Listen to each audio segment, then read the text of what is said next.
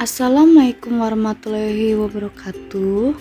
Pada kesempatan kali ini, saya akan menjelaskan tentang interaksi sosial. Tujuan kalian mempelajari interaksi sosial yaitu diharapkan Anda mampu mengenali dan mengidentifikasi realitas individu, kelompok, dan hubungan sosial di masyarakat, serta mengolah realitas individu, kelompok, dan hubungan sosial sehingga mandiri dalam memposisikan diri dalam pergaulan sosial di masyarakat.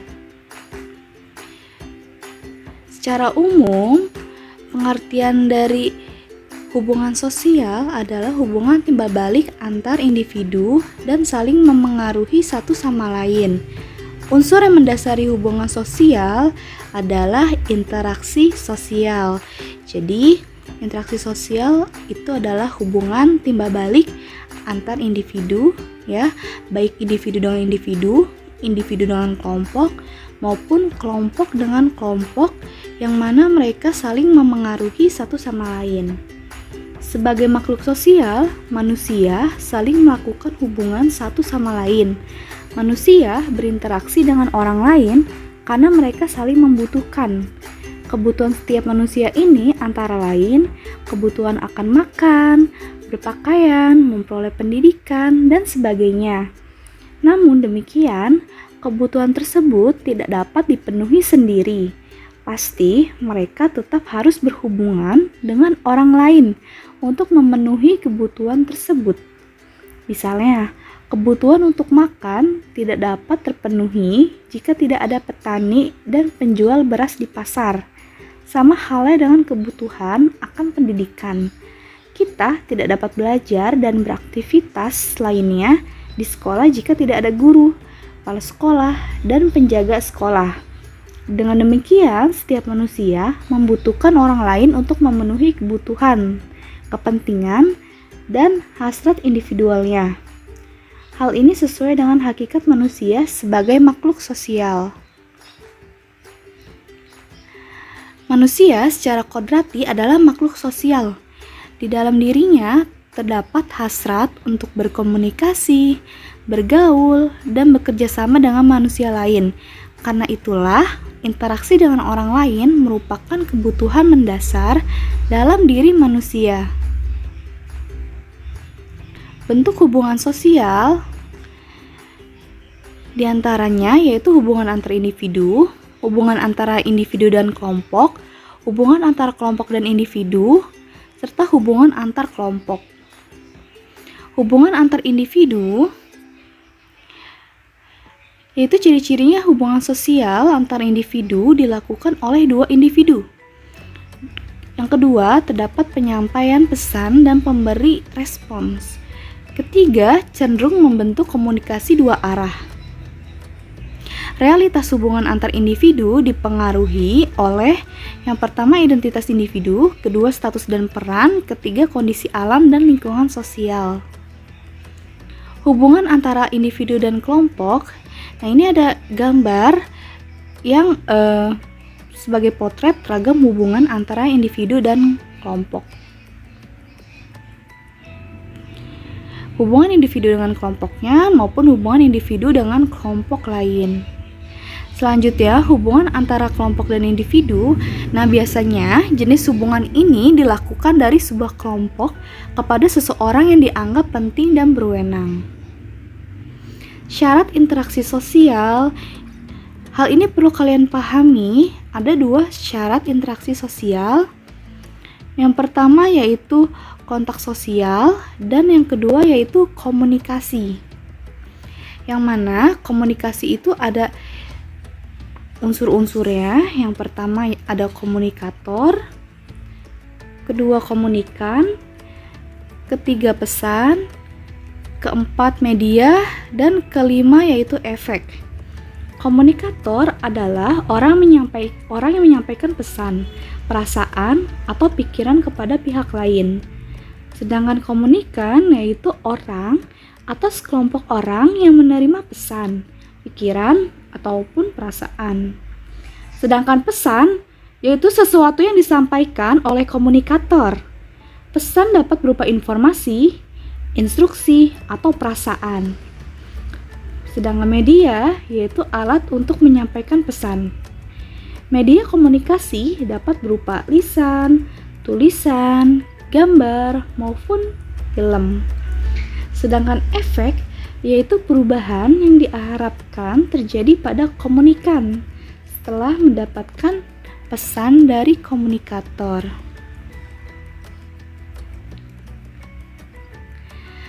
Cara terjadi interaksi sosial yang pertama yaitu seperti yang tadi sudah dijelaskan, yaitu ada kontak sosial. Kontak sosial terdapat kontak sosial positif dan negatif. Kalau yang positif itu mengarah pada kerjasama, sedangkan kontak sosial negatif mengarah pada pertentangan atau konflik. Kemudian, kontak sosial dapat bersifat primer atau sekunder.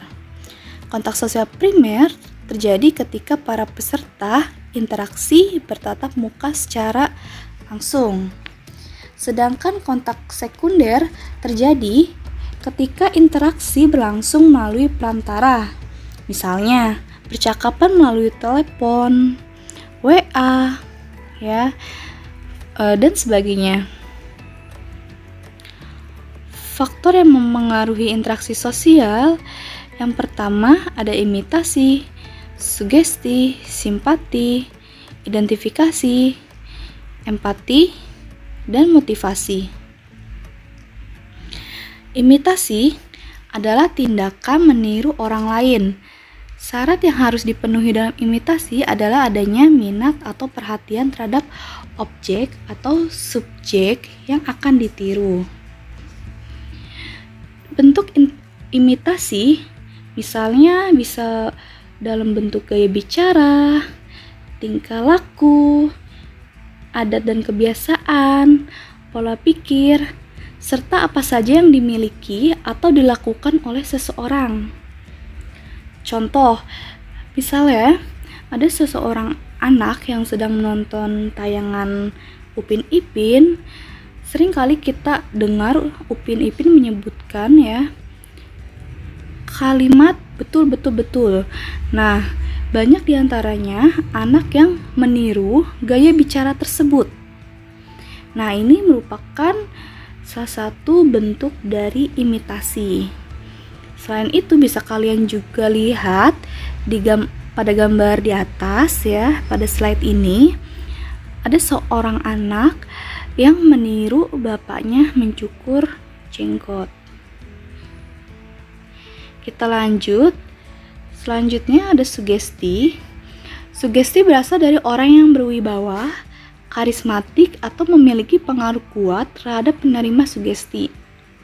Contohnya, orang tua, cendekiawan, tokoh agama, dan lain-lain.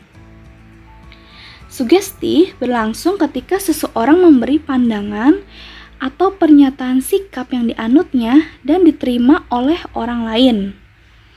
Sugesti biasanya muncul ketika si penerima sugesti tidak dapat berpikir rasional.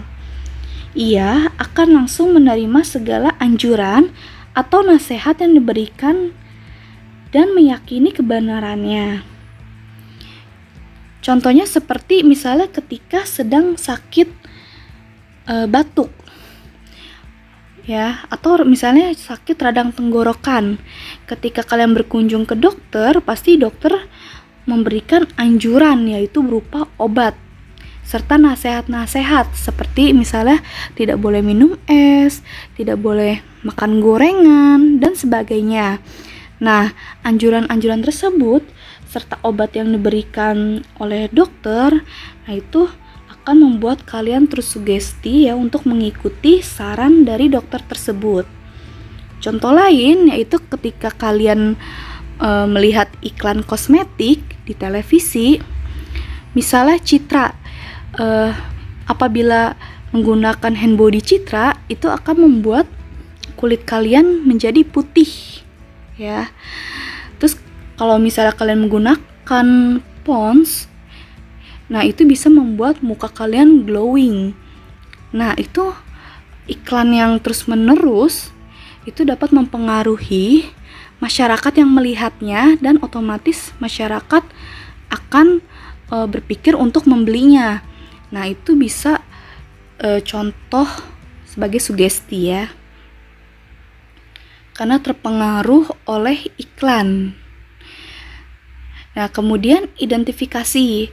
Identifikasi merupakan kecenderungan atau keinginan seseorang untuk menjadi sama dengan pihak lain atau meniru secara keseluruhan.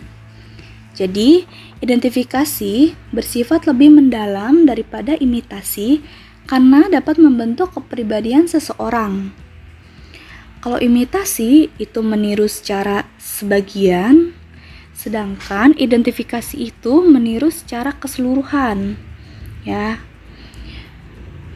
Kemudian bisa kalian lihat di sini ada gambar seorang manusia yang menyerupai Barbie. Nah, orang ini meniru secara keseluruhan dari boneka tersebut, mulai dari rambut, ya, pakaian, mata, ya, bentuk hidung, bibir, dan sebagainya. Kemudian ada simpati. Simpati merupakan kondisi ketertarikan seseorang kepada orang lain. Ketika bersimpati, seseorang menempatkan dirinya dalam keadaan orang lain dan merasakan apa yang dialami, dipikirkan, atau dirasakan oleh orang lain. Misalnya, ketika kalian sedang pergi keluar rumah, kemudian kalian melihat ada pengemis, kakek-kakek ya, atau nenek-nenek meminta-minta, nah pasti kalian ada rasa iba. Nah, hal itu merupakan bentuk dari simpati karena kalian tertarik kepada orang tersebut dan akhirnya kalian memberikan sebagian uang kalian kepada pengemis tersebut. Seperti contoh lainnya yaitu banyaknya manusia silver di lampu merah, nah yang sering meminta-minta. Nah, itu banyak diantaranya juga masyarakat yang memberikan uangnya kepada manusia tersebut. Contoh lain, misalnya di dalam kelas teman kalian itu ada yang ulang tahun, pasti kalian memberikan ucapan ulang tahun kepadanya. Misalnya, selamat ulang tahun ya. Nah, itu merupakan bentuk ketertarikan kalian juga kepada orang lain. Nah, itu bentuk dari simpati. Tuh, contoh lainnya, teman kalian juara 1, nah kalian mengucapkan selamat. Ya, itu juga bentuk dari simpati. Kemudian, ada empati. Empati merupakan simpati yang mendalam yang dapat mempengaruhi kondisi fisik dan jiwa seseorang. Jadi empati ini dia lebih mendalam dan bisa mempengaruhi kondisi dan fisik dan jiwa seseorang.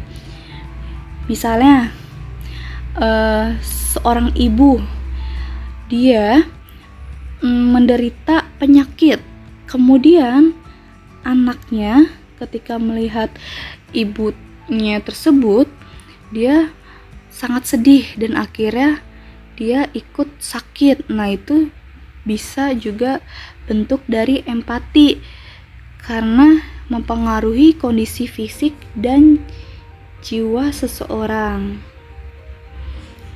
Tuh. Nah, yang terakhir itu ada motivasi.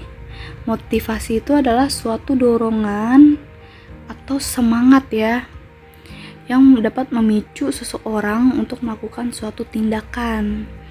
Misalnya, kalian itu di dalam kelas tidak berprestasi, namun ketika melihat teman kalian berprestasi, kalian jadi terpacu untuk ikut berprestasi juga. Nah, itu merupakan bentuk dari motivasi. Baik, demikianlah pengertian, syarat interaksi, serta faktor-faktor yang mempengaruhi interaksi sosial. Semoga apa yang disampaikan dapat bermanfaat ya. Demikianlah. Wassalamualaikum warahmatullahi wabarakatuh.